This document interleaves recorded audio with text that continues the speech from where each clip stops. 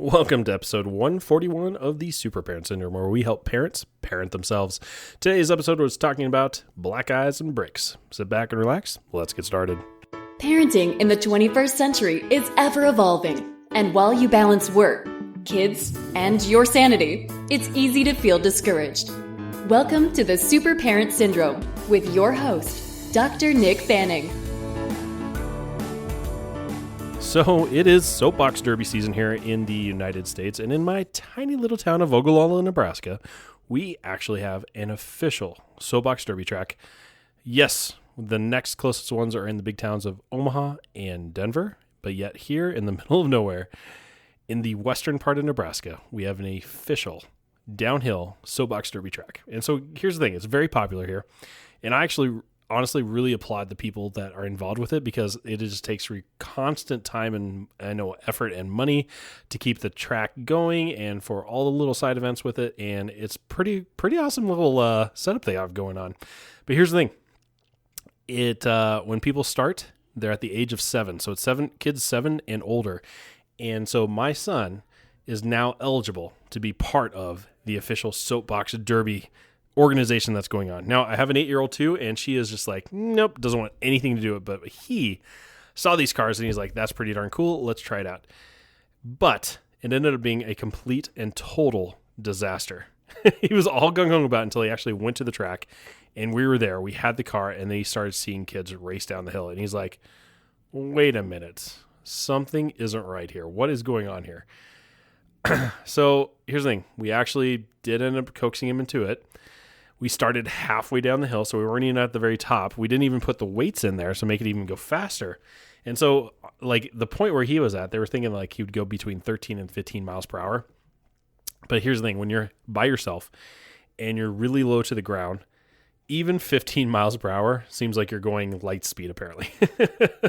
And so after his run, he was like, nope, I'm done. This isn't for me. I am not going anymore. And he just basically balled up into a small ball on his mom's lap. And I was like, all right, we put all this time to put this car together, and now we got to take it apart. Now, here's the thing. Sorry, I got a little allergies going. Even because of that reaction, I couldn't even try to talk his other sisters into trying it. No, they're like, Deegan's not going to do it, and he's the daredevil? No freaking way. But here's the weird thing. We left, and the kid, that's all he could talk about, is talking about the race cars, about how he's a race car driver, and his car was super, super fast. We're like, dude, you didn't even do this.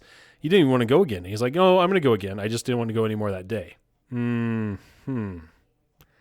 So we went again. Now, here's the thing. We went up a little higher. He went, and he totally froze. He froze so much that when he reached the end, he didn't even hit the brake. He slammed full speed into the cones and tires at the end of the track, and I could just see because I had to stay at the top there.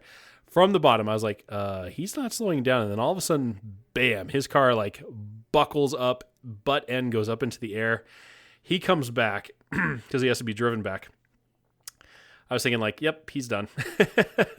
He had actually slammed into there and gave himself a black eye with a cut. So yeah, I was like, oh gosh, mom's not here. He's crying for mom. He's just crying.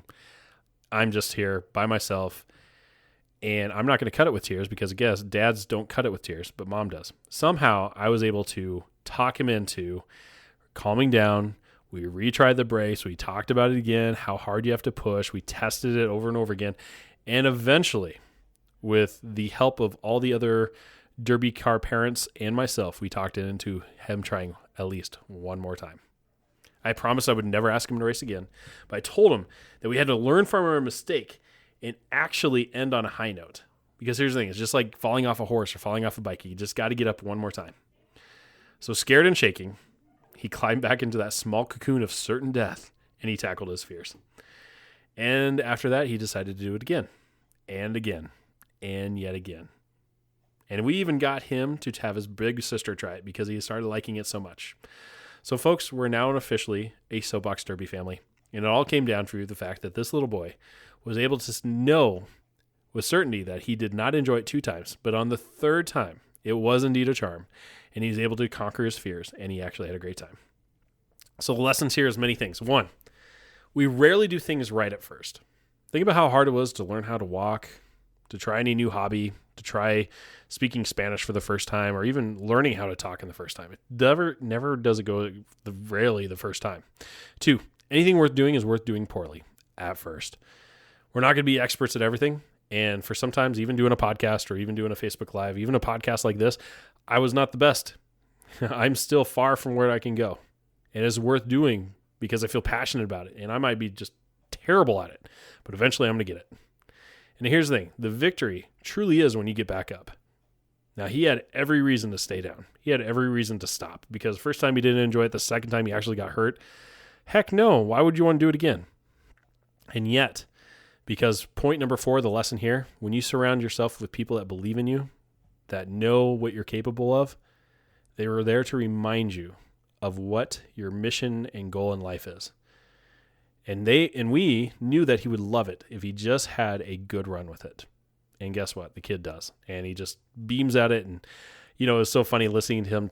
My wife happened to be at the school the next day, and he was listening to my son tell his friends about how he got this black eye. And he was like, yeah, he has a small little, every little kid has like a little speech thing going on. He's like, yeah, I was going so fast that the brakes wouldn't even work because I was going so fast. And you're like, we let him have his moments because his friends were like, whoa, that's so awesome. You're going so fast you couldn't even stop. It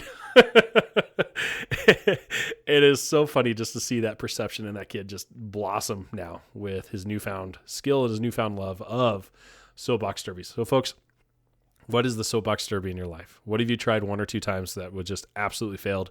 And yet, deep down, and everybody's been telling you that you're going to be absolutely amazing at it.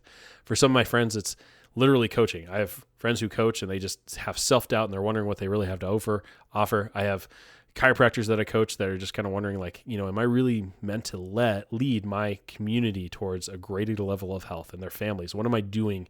I just feel so wrapped up in the insurance game or bills or whatever it might be that it's hard to have fun anymore. And I can tell you this is that sometimes, 1 or 2 times it's not going to go well, but get back up. Surround yourself with people that believe in you, and you might just absolutely surprise yourself about how much fun and how great life truly can be. So until next time, folks, I hope you enjoyed this episode. If you do, please screenshot this, share it on social media, tag me, or at least go to our website, peptalkforparents.com, and sign up for our free newsletter. Folks, you are not alone, and I hope to serve you, and I'll see you next time. Thanks so much. Thanks for listening to another episode of The Super Parent Syndrome. Please be sure to visit peptalksforparents.com for more content and our free newsletter. And remember, you are not alone.